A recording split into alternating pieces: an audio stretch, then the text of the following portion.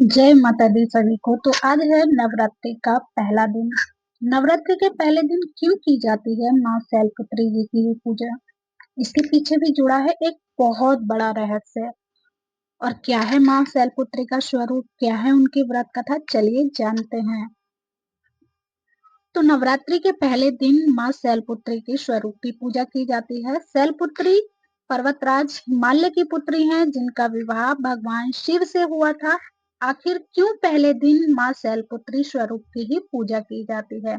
इसके पीछे का कारण क्या है और कैसे बना माँ दुर्गा का शैलपुत्री स्वरूप?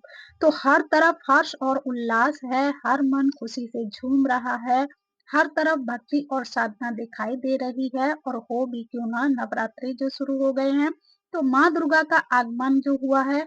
माँ दुर्गा का पहला स्वरूप है श्वेत रंग के वस्त्र में, दाएं हाथ में त्रिशूल और बाएं हाथ में कमल लिए हुए, वृषभ यानी कि बैल पर सवार माँ शैलपुत्री का, शैलपुत्री माता को वृषारूप भी कहा जाता है। इसके साथ ही माँ शैलपुत्री माता को हेमवती उमा के नाम से भी जाना जाता है।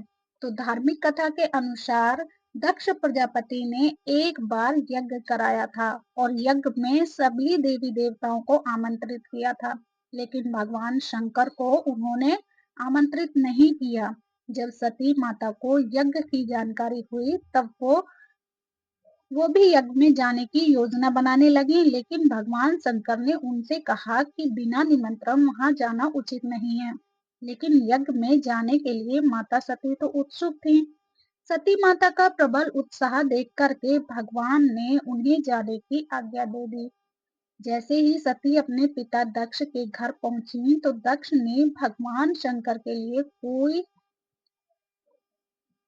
भी आसन नहीं दिया और अपमानजनक वचन कहे, जिससे सती माता क्रोधित हो गईं और अपने पति के अपमान के कारण सती अग्नि में जल करके भस्म हो गईं। इन्हीं माता सती का अगला जन्म पर्वतराज हिमालय की पुत्री यानी कि शैलपुत्री के रूप में हुआ। और हिमालय को संस्कृत भाषा में शैल कहा जाता है। ऐसे में ही हिमालय राजा की पुत्री होने की वजह से ही इनका नाम शैलपुत्री पड़ा। कठिन तपस्या के बाद शैलपुत्री माता का विवाह भगवान शंकर से हुआ था। तो यही है माँ शैलपुत्री की व्रत कथा। जय माता दी।